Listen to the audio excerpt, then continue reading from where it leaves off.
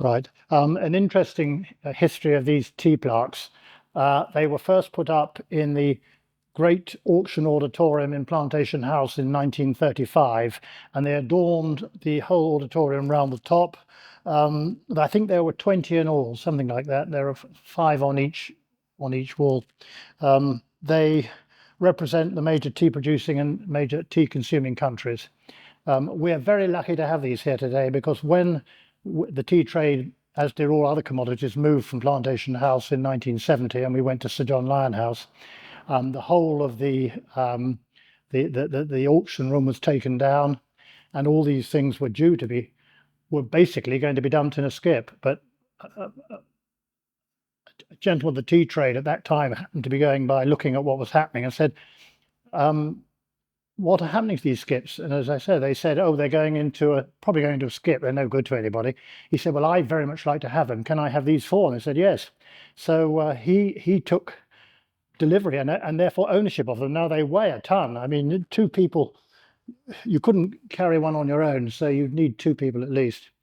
Anyway, he then had them, and then what to do? Well, Edward Brahma was opening his tea and coffee museum on the South Bank in Southwark Street, and he offered them to him to show in his museum. And there they were right until poor old Edward Brahma died and the museum was closed down.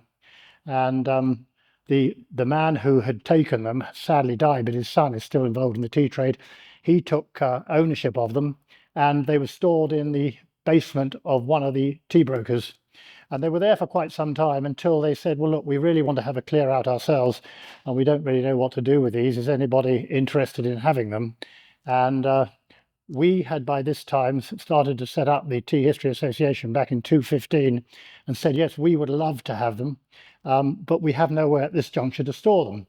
So we got on to our good friends at Taylor's in Harrogate and said, would they possibly have a spare space where they could store them until such time as we knew what we were going to do with them, which they did, which was very generous of them.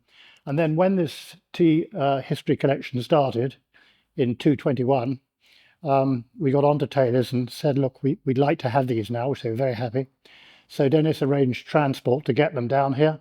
And here they are. Whether we'll be able to put them anywhere other than where they are at the moment, because they're very heavy, and to have somewhere for them to hang from, it'd have to be very strong, very stable. But anyway, we've got them and we're saving them for posterity, and I think it's a great job that we're doing this, and may they last for many more years.